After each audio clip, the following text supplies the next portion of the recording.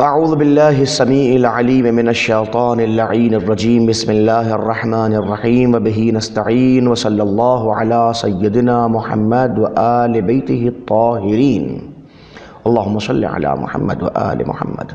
طلاب عزیز، گزشتہ درس میں ہم نے نبوت کی تعریف آپ کی خدمت درس میں پیش کی اور اس کے کچھ اجزاء اس کی شرح کرتے ہوئے ہم نے آپ کی خدمت میں یہ عرض کیا کہ متکلمین بحث نبوت کو کس اعتبار سے اور کس کس جہت سے پیش کرنے کی کوشش کرتے ہیں۔ آئیے اس پہ پہلی جہت جو ہے وہ ہے لزوم بعثت کے دلائل۔ آخر نبی کا ہونا کیوں ضروری ہے اور نبی کس لیے ہماری ضرورت ہے اور نبوت کو اللہ نے کیوں معین فرمایا، کیوں ضروری ہے نبی کا ہونا۔ لہذا الفصل الاول ادلہ لزوم البعثہ، بعثت کی لزوم کی دلیلیں، بعثت کی ضروری ہونے کی دلیلیں سے متعلق ہم آپ کی خدمت اقدس کے اندر کچھ چیزوں کو پیش کر رہے ہیں۔ آئیے پہلی دلیل آپ کی خدمت اقدس میں پیش کی جا رہی ہے، الاول حاجت المجتمع الی القانون الکامل۔ پہلی دلیل نبی کا ہونا کیوں ضروری ہے۔ پہلی دلیل یہ ہے کہ ایک مجتمع اور ایک معاشرہ ایک قانون کامل کا محتاج ہوتا ہے۔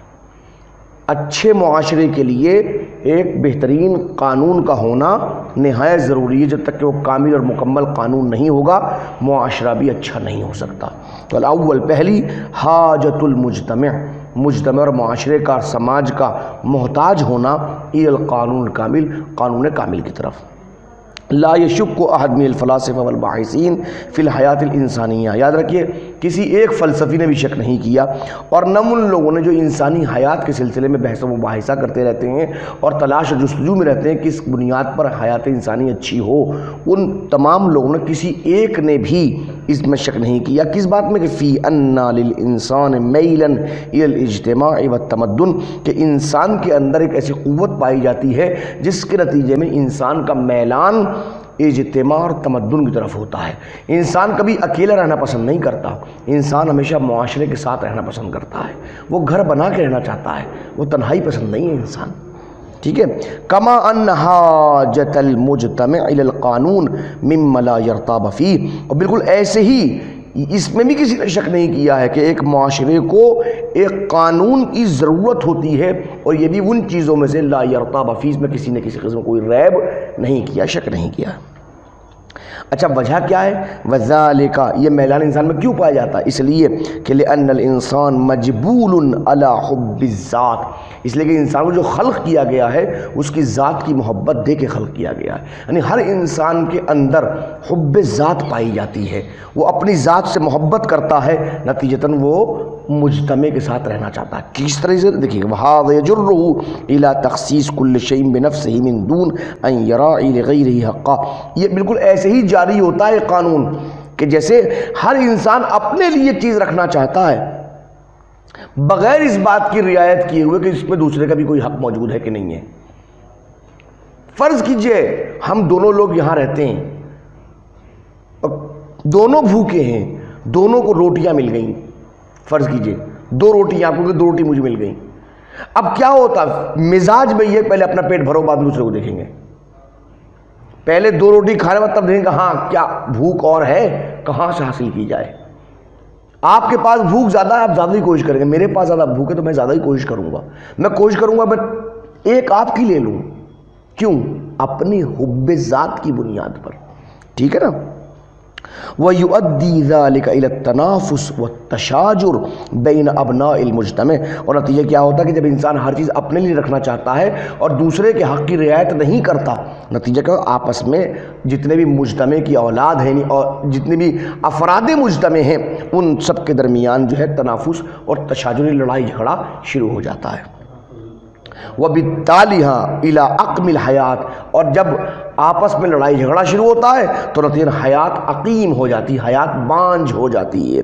وَتَلَاشِي أَرْكَانِ الْمُجْتَمَعِ، اور جب ارکان مجتمع ہیں وہ الگ الگ گر پڑتے ہیں، ان کی کوئی حیثیت نہیں رہی۔ فَلَا يَقُومُ لِلْحَيَاةِ الْاجْتِمَاعِيَّةِ اساس، یاد رکھیے اس صورت میں حیات اجتماعی کے لیے کوئی ایک بھی بنیاد باقی نہیں رہتی۔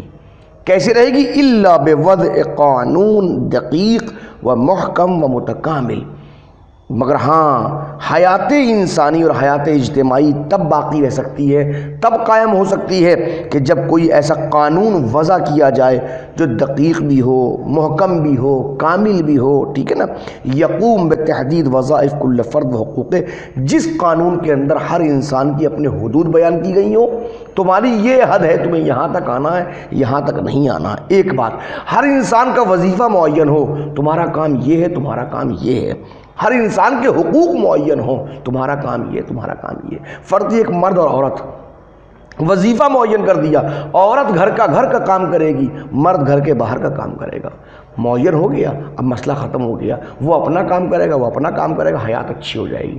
پریشانی کہاں ہوگی؟ فرض کیجئے عورت کے کاموں میں مرد مداخلت کرے، مرد کے کاموں میں عورت مداخلت کرے، بات سمجھ نا؟ تو وہ ہوگا۔ تو پہلی منزل دلیل کس بات کی ہے کہ انسان کو، اجتماعی انسان کو ایک قانون کامل کی ضرورت ہے۔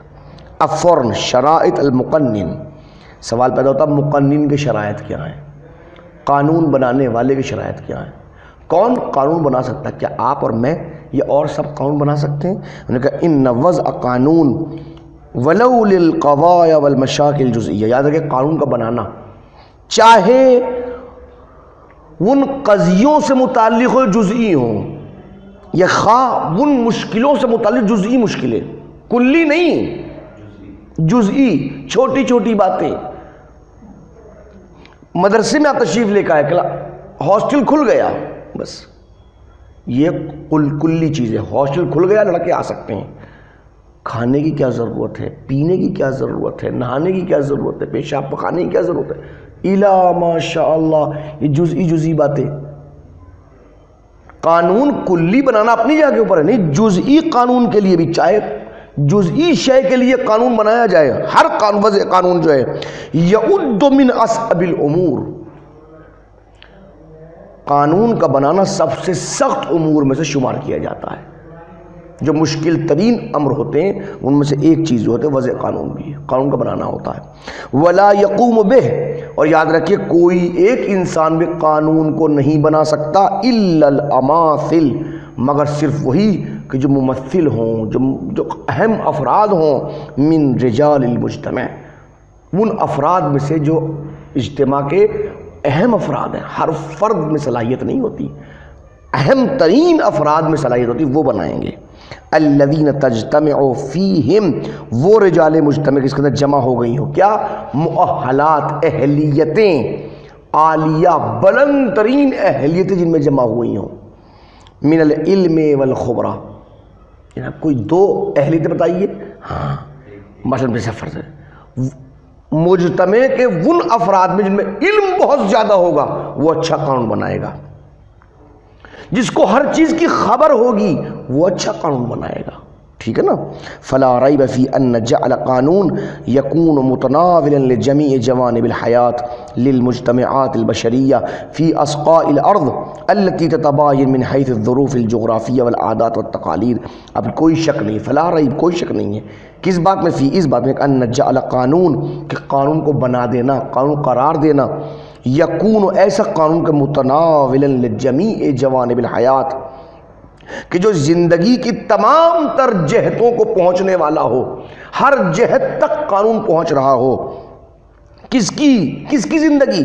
للمجتمعات البشریہ، انسانی اجتماع کی زندگی، فی اسقاء الارض، چاہے زمین کسی بھی حصے میں ہو، التی، وہ زمین، تتباین من حیث الظروف الجغرافیہ، کہ جہاں پر جغرافی اعتبار سے حیثیتیں بدلتی چلی جاتی ہیں، والعادات، عادتیں بدل جاتی ہیں، والتقالید، تقلیدیں بدل جاتی ہیں۔